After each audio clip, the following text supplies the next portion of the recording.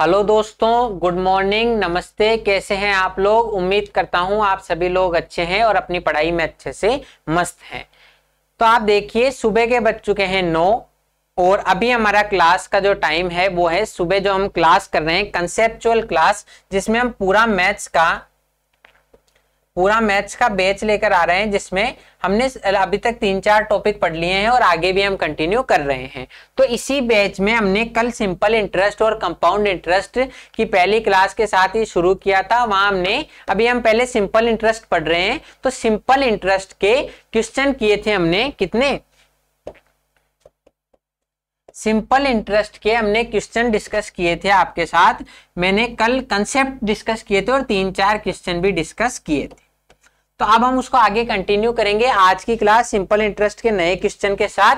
तो आज की क्लास का पहला क्वेश्चन ये रहा आपकी कंप्यूटर स्क्रीन पे। Rahul invest 12,000 as fixed deposit at a bank. कि राहुल जो है इसके पास पैसे पड़े हैं, तो इसने बैंक में एफडी, ये बहुत पॉपुलर वर्ड है, आपने भी सुना होगा एफडी या फिक्स्ड डिपॉजिट। पहले के लोग शेयर मार्केट और इनमें इन्वेस्ट करना रिस्की समझते थे, तो इसलिए वो बैंक में फिक्स्ड डिपॉजिट करते थे। तो एफडी के तौर पे इसने निवेश किए at the rate of 10% per annum simple interest, साधारण ब्याज पर 10% पर एनम से इसने इन्वेस्ट किए। But due to some important needs he has to withdraw the entire money after 3 years। लेकिन कुछ पर्सनल रीजंस की वजह से इसको पूरी जो पैसे हैं वो निकालने पड़े 3 साल के बाद। हो सकता है कुछ पर्सनल इंटरेस्ट, इसको अर्जेंट नीड थी, हो सकता है शादी करनी पड़ गई हो या कुछ भी हेल्थ इशू हो, तो उसके तहत इसको निकालने पड़े। For which the bank allowed him a lower rate of interest. तो इसकी वजह से एफडी में क्या होता है, देखो आपके सामने एक फिक्स होता है कि आपने मान लो 3 साल की कराई है, 5 साल की कराई है, 10 साल की एफडी कराई है, तो उतने टाइम तक के लिए तो आपको इंटरेस्ट मिलेगा। लेकिन अगर आप कम समय में निकालते हो तो आपको रेट ऑफ इंटरेस्ट कम मिलेगा। या एफडी के नियम होते हैं। तो इसकी वजह से बैंक ने इसको कम रेट पे इंटरेस्ट दिया। इफ ही गेट्स 3,320 रुपए less than what he would have get at the end of 5 years. कि 5 साल की एफडी थी, तो इसने 3 साल में निकाल लिए, तो 5 साल के जो टोटल इसको ब्याज मिलता उससे 3,320 रुपए कम मिले हैं। The rate of interest allowed by the bank is. तो इसको कितनी रेट इंटरेस्ट बैंक ने दी? हिंदी में देखें, राहुल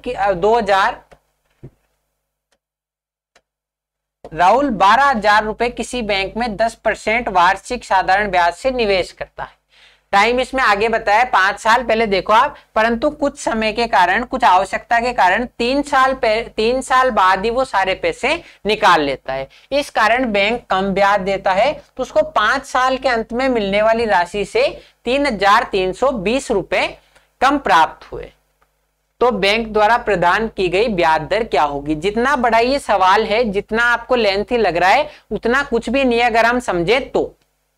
कंडीशन क्या है राहुल की? राहुल ने 12,000 रुपए इन्वेस्ट किए 5 साल के लिए 10% पर एनम से। ये इसकी रेट होती है अगर ये 5 साल बाद पैसे निकालता तो। लेकिन इसने क्या, पहले पैसे निकाल लिए, तो बैंक ने कहा कि यार आप पहले पैसे निकाल रहे हो तो हम आपको ब्याज कम देंगे। तो उसने कुछ पैसे जो इसको मिलते उससे 3,320 रुपए कम दिए। तो अब हमें बताना है जो इसको पैसा मिला उस पर ब्याज दर क्या थी, क्योंकि बैंक वालों के लिए ये कैलकुलेशन करना थोड़ा कठिन है। तो इस कंडीशन में, जनरली नहीं कह रहा हूं मैं, इस सवाल में बैंक वालों को तो पता नहीं पड़ रहा क्या रेट इंटरेस्ट है, तो आपसे पूछ रहा है, या हो सकता है राहुल पूछ रहा हो। तो इसको 5 साल का टाइम है। आप देखो, हम स्मार्टर अप्रोच से देखेंगे, टाइम है 5 साल का। और स्मार्टर अप्रोच कुछ नहीं है, मैं आपको सिर्फ थोड़ा सा चीजें शॉर्ट में बता देता हूं। वही आपकी स्मार्टर अप्रोच। रेट है 10% पर एनम। कि मतलब आप देखो कि इसको 10% हर साल मिलता है, तो टोटल 5 साल में कितना इंटरेस्ट मिलेगा? 50%। टोटल 5 साल में इंटरेस्ट मिलेगा 50%। हर साल मैं आपको 10% देता हूं, हर साल 10% देता हूं, तो 5 साल में कितना दूंगा? 50% प्रिंसिपल का, तो जो आपने पैसा जमा कराया उसी का तो ब्याज मिलेगा। तो 50% का मतलब है 1/2, तो वो हो जाएगा 6,000 कि मैंने टोटल 12,000 रुपए इन्वेस्ट किए थे। ये यहां से देख लो, तो पी मैंने टोटल 12,000 रुपए इन्वेस्ट किए थे 5 साल के लिए 10% पर एनम से, तो मुझे ब्याज मिलेगा 50%, यानी कि 6,000 रुपए ब्याज मिलता अगर मैं इनकी पूरी बातें मानता तो। या फिर आप अगर इसको ऐसे आपको समझ में नहीं आए तो सिंपल फॉर्मूले से भी कैलकुलेट कर सकते हो। इंटरेस्ट बराबर है पी का मान रख दो 12,000, पी का मान रख दो 12,000 इंटू रेट होगी 10% इंटू 5 साल के लिए बटा 100, तो भी बात वही पड़ेगी, 0 से 0 कट जाएगा और 5 से कट जाएगा 2 बार, तो भी 12,000 का 1/2 भाग ही निकालना है। तो मैंने यहां से डायरेक्ट निकाल दिया, दोनों से बात एक ही है। तो इसको 6,000 रुपए अपेक्षित थे मिलना, इसको मिलता ब्याज 6,000 रुपए, लेकिन मिले कितने 3,320 रुपए कम मिले, 3,320 रुपए बैंक ने कम दिए। तो ये इसको था एक्सपेक्टेड इंटरेस्ट। आप लिख लो एक्सपेक्टेड इंटरेस्ट, आप पूरी लैंग्वेज लिखो कि 12,000 5 साल के लिए 10% पर एनम से लिए, तो 5 साल के अंत में मिलने वाला ब्याज, 5 साल के अंत में मिलने वाला ब्याज तो था 6,000 रुपए। तो अब हम इससे एक्चुअल इंटरेस्ट निकाल देंगे। इसके आगे मैं यहां कंटिन्यू कर रहा हूं। एक्चुअल इंटरेस्ट, एक्चुअल इंटरेस्ट निकाल देंगे कि 6,000 रुपए मुझे टोटल मिलता, उससे 3,320 रुपए कम मिले। 6,000 रुपए मुझे टोटल मिलते, उससे 3,320 रुपए कम मिले, तो टोटल कितना मिला मुझे 2,680 रुपए। 3,320 घटा तो एक्चुअल इंटरेस्ट मुझे मिला 2,680 रुपए। अब हमारे पास देखो टाइम भी है इस कंडीशन में, इस कंडीशन में टाइम कितना है 3 साल का, इस कंडीशन में मेरा टाइम है 3 साल का। जो जैसा सवाल कह रहा है उसी से हम कर रहे हैं कि 3 साल के लिए 2,680 रुपए ब्याज मिले, प्रिंसिपल तो वही 12,000 है, तो हम रेट कैलकुलेट कर लेंगे कि P into R into T बटा 100 बराबर हो गया इंटरेस्ट, यही तो होगा। तो P का मान है 12,000 इंटू रेट हमें निकालनी है इंटू 3/100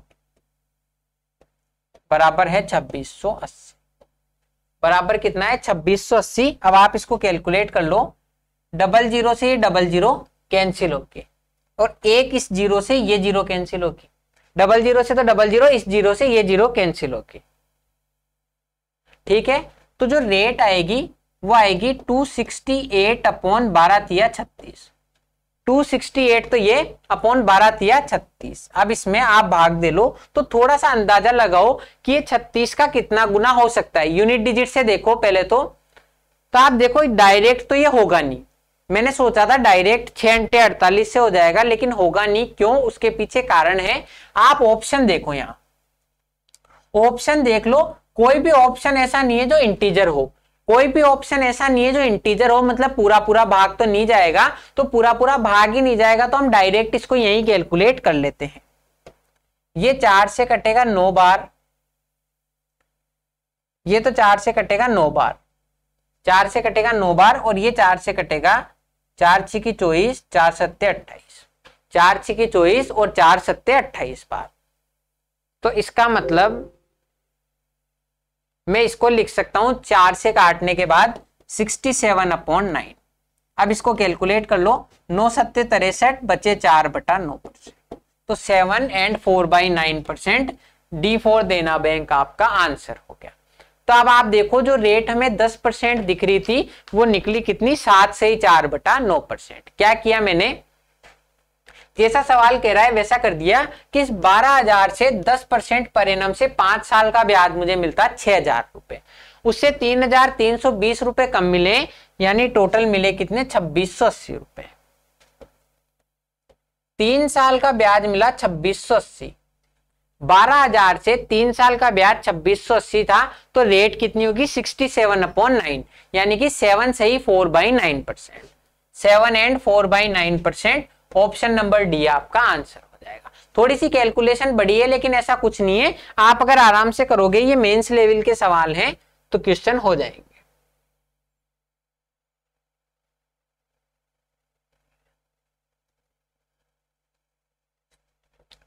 नेक्स्ट क्वेश्चन क्या है, Ram deposit a certain sum of money in company at 12% per annum simple interest for 4 years। Ram जो है किसी कंपनी में इसने पैसे इन्वेस्ट किए 12% पर एनम से, 12% पर एनम से 4 साल के लिए सिंपल इंटरेस्ट में। And deposit equal money in fix deposit in a bank for 5 years at 15%। किसने क्या किया, एक कंपनी में तो किए 12% से 4 साल के लिए, और एक कंपनी में किए 15% से 5 साल के, नहीं सॉरी, उतने का उतना ही पैसा इसने बैंक में भी जमा किया 15% से 5 साल के लिए। ऑब्वियस सी बात है, यहाँ अंतर ज्यादा ही मिलेगा। यदि दोनों स्रोतों, सॉरी इंग्लिश में देखें, if the difference in the interest from two sources is 1350 then find the deposit in each case. कि अगर उसको टोटल जो दोनों से ब्याज मिला उसके बीच में अंतर 1350 रुपए का था, जो टोटल ब्याज मिला उसमें अंतर 1350 रुपए का था, तो हमें वो सम बताना है, वो पैसा बताना है जो उसने इन्वेस्ट किया। क्या कह रहा है, राम ने एक निश्चित राशि जो है 12% पर एनम से 4 साल के लिए किसी कंपनी में इन्वेस्ट की, ठीक है। तो और उतनी की उतनी राशि, सेम राशि 15% पर एनम से 5 साल के लिए बैंक में इन्वेस्ट की, ठीक है। यदि दोनों स्रोतों से ब्याज प्राप्त ब्याज के बीच में अंतर 1350 रुपए का है, तो प्रत्येक दशा में प्रत्येक आपके इन्वेस्ट किया हुआ, आपके क्या है इन्वेस्ट किया हुआ सम क्या है, इन्वेस्ट किया हुआ पैसा क्या है। अब आप देखो, अगर आप इसको PRT/100 से करने लग गए तो टाइम कंज्यूमिंग हो सकता है। उसमें क्या करोगे आप, पहली बार में दोनों में ब्याज का अंतर है, मतलब आप एक बार में आपको हल्का सा बता रहा हूं लेकिन हम उससे करेंगे नहीं, कि सिंपल इंटरेस्ट 1 और सिंपल इंटरेस्ट 2, इनके बीच में डिफरेंस है 1350। अब आप बताओ, यहां 15% है 5 साल के लिए, तो यही तो ज्यादा होगा, यहां 12% है 4 साल के लिए। तो आप इसको यहां करोगे, या तो P 15 रेट की वैल्यू 5 इंटरेस्ट की वैल्यू बटा 100 माइनस P 12 रेट की वैल्यू 4 इंटरेस्ट की वैल्यू बटा 100 बराबर 1350। और इससे कैलकुलेट करने बैठोगे, इससे कैलकुलेट करने बैठोगे तो आपको थोड़ा टाइम लग सकता है। आप चाहो तो इससे कर सकते हो घर पे, लेकिन हम यहाँ बेस्ट अप्रोच डिस्कस कर रहे हैं, तो हम बेस्ट ही क्यों ना डिस्कस करें यहाँ। कि पहली कंडीशन देखो, first case,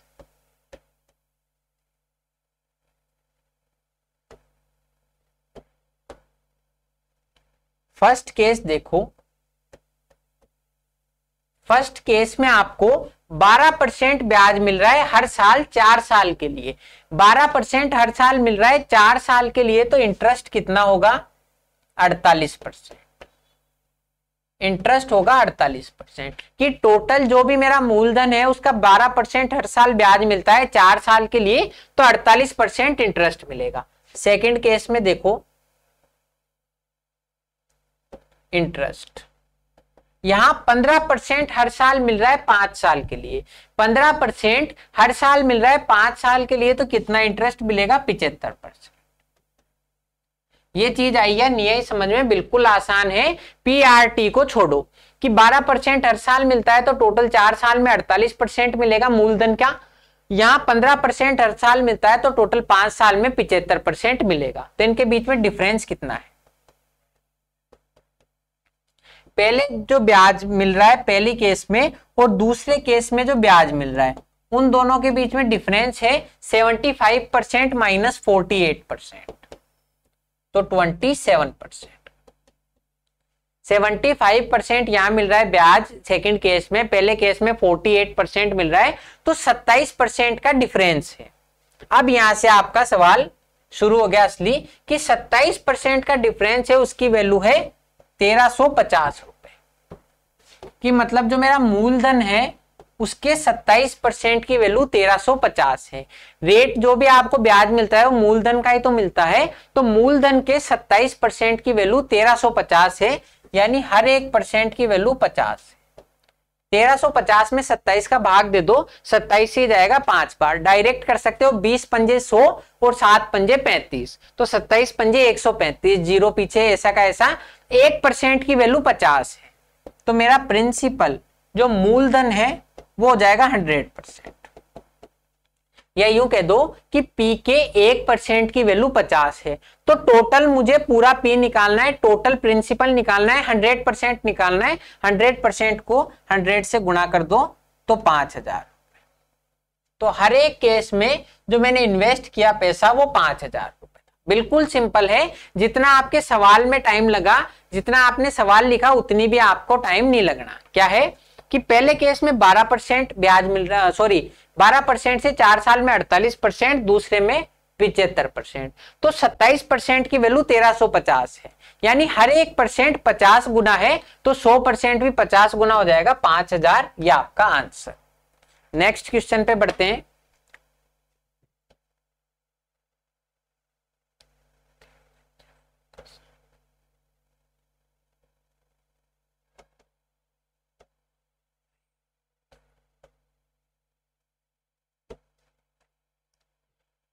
Sudeep invested 1/8 of a certain sum at 5% per annum for 2 years. Sudeep कोई व्यक्ति है, उसके पास जो टोटल पैसा है उसने उसका 1/8वां भाग तो 5% पर एनम से 2 साल के लिए इन्वेस्ट किया।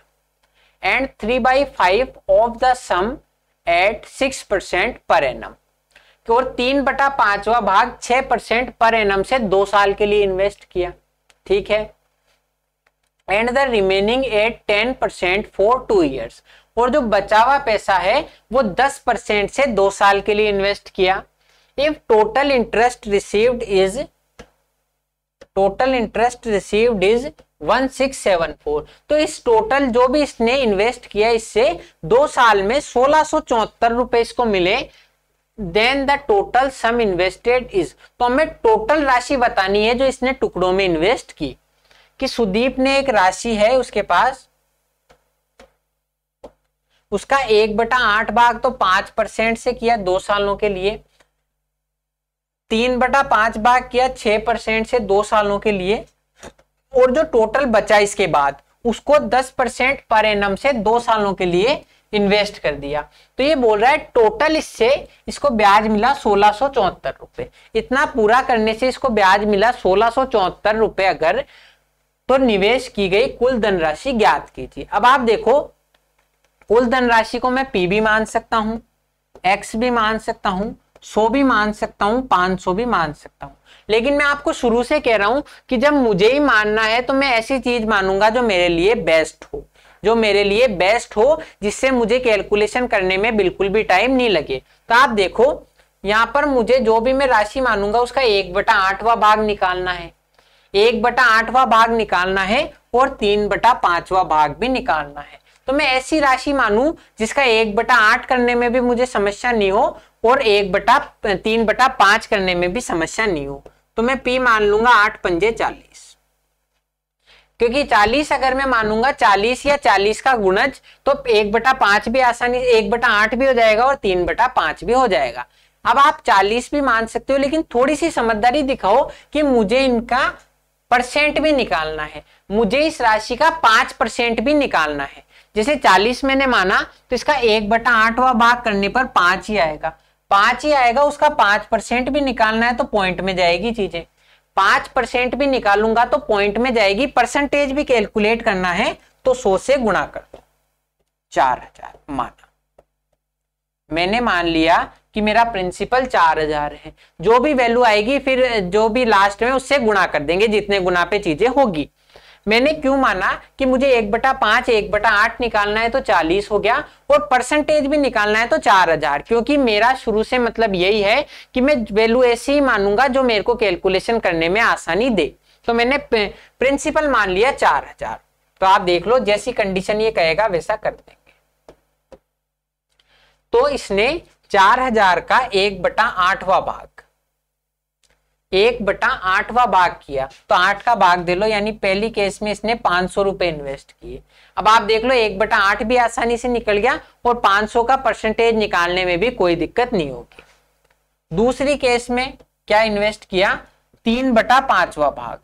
दूसरे केस में इसने 3/5वां भाग कर दिया तो 4000 का 3/5वां भाग निकाल लो, डायरेक्ट भी कर सकते हो 2400, या 1/5 करो 800 रुपए, उसको 3 से गुणा कर दो 2400 रुपए। नेक्स्ट केस में बचा हुआ इन्वेस्ट किया तो 2400 रुपए तो यहां से और 500 यहां पे, टोटल 2900 रुपए तो इन्वेस्ट कर दिए, बचे हुए 1100 और इन्वेस्ट किए। जैसा सवाल कह रहा है वैसा कह रहा हूं मैं, 500 यहां इन्वेस्ट किए, 2400 यहां, तो बचा हुआ कितना 1100 रुपए थर्ड स्कीम में इन्वेस्ट किया। अब आप देखो फर्स्ट स्कीम में 5 साल का ब्याज मिल रहा था 2 सालों के, सॉरी फर्स्ट स्कीम में 5% पर एनम से मुझे ब्याज मिल रहा था 2 सालों के लिए, तो टोटल इंटरेस्ट कितना हो गया 10%। टोटल इंटरेस्ट हो गया 10%, कि मुझे 5% हर साल मिल रहा था तो 2 सालों में 10% मिलेगा। तो 500 का 10% ब्याज मिल रहा है, टोटल इंटरेस्ट कितना 500 का 10% यानी कि 50 रुपए। टोटल मुझे कितना इंटरेस्ट मिला 50 रुपए। मैंने ये माना है कि 500 रुपए इन्वेस्ट किए तो 50 रुपए ब्याज मिल गया। दूसरी कंडीशन में देखो, दूसरी कंडीशन में मुझे 6% पर एनम मिल रहा है जो 2 वर्ष के लिए, 6% पर एनम मिल रहा है 2 सालों के लिए, तो टोटल 12% ब्याज मिलेगा। टोटल 12% ब्याज मिलेगा। 2400 का 12% निकाल लो तो 24 × 12, 0 से 0 तो कट जाएगा, 24 × 12 288। 24 × 12 कैसे करेंगे, 12 का स्क्वायर कर दो 144 और 2 से गुणा कर दो, बचे हुए 1100 रुपए। बची हुई राशि शेष धनराशि 10% पर एनम से 2 सालों के लिए की। 10% हर साल ब्याज मिल रहा है तो 2 सालों में मिलेगा 20%, 2 सालों में 20% मिलेगा। 20% निकाल दो 1/5 यानी कि 220 रुपए। 220 रुपए यहां से, मतलब मैंने माना है कि अगर मैंने 4000 रुपए इन्वेस्ट किए होते तो पहली में स्कीम में मैं इन्वेस्ट करता 500 रुपए, ब्याज मिलता 50। दूसरी में 2400 रुपए इन्वेस्ट करता, ब्याज मिलता 288 रुपए। तीसरी में 1100 रुपए आपके इन्वेस्ट करता, ब्याज मिलता 220 रुपए। तो टोटल कितना मिला मुझे, टोटल इन तीनों को जोड़ देंगे कि यहाँ पर 50, यहाँ 288 और यहाँ 220, तो टोटल हो गया है 270 और 288 यानी कि 8 और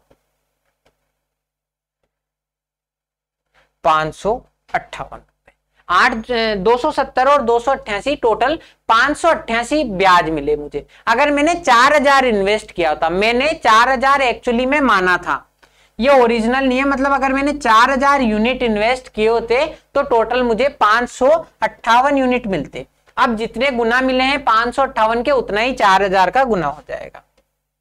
मुझे टोटल ब्याज कितना मिला 1674 रुपए, मतलब 558 मिलता अगर 4000 इन्वेस्ट किए थे, पर मिला कितना 1674।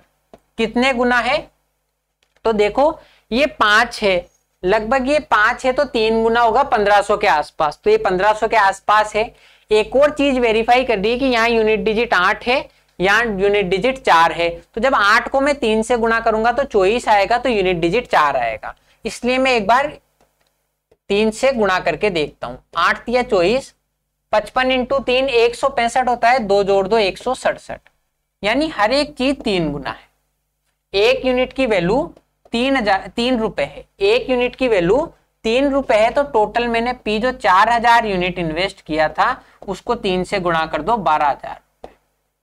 आप x भी मानोगे तो भी आंसर लास्ट में 12000 ही आएगा, पर कैलकुलेशन बहुत ज्यादा हो जाएगी, इतनी आसानी से नहीं कर पाओगे। तो ये सबसे बेस्ट अप्रोच है कि मुझे p से भी कैलकुलेट करना है तो मैं p को 4000 मान लेता हूं, 4000 यूनिट मान लिया मैंने, तो टोटल मुझे 558 यूनिट ब्याज मिलता अगर मैंने 4000 इन्वेस्ट किए होते तो। लेकिन मुझे मिला कितना है 1674 रुपए। टोटल मुझे 1674 रुपए मिले कि 558 यूनिट की वैल्यू 1674 है, यानी हर एक चीज 3 गुना है। तो जो इन्वेस्ट हमने 4000 किए थे वो भी 3 गुना हो जाएंगे और 12000 हो जाएगा। ये सबसे इजीएस्ट वे है आपको इसको सॉल्व करने का। उम्मीद करता हूं समझ में आया होगा। नेक्स्ट क्वेश्चन में और समझ लें।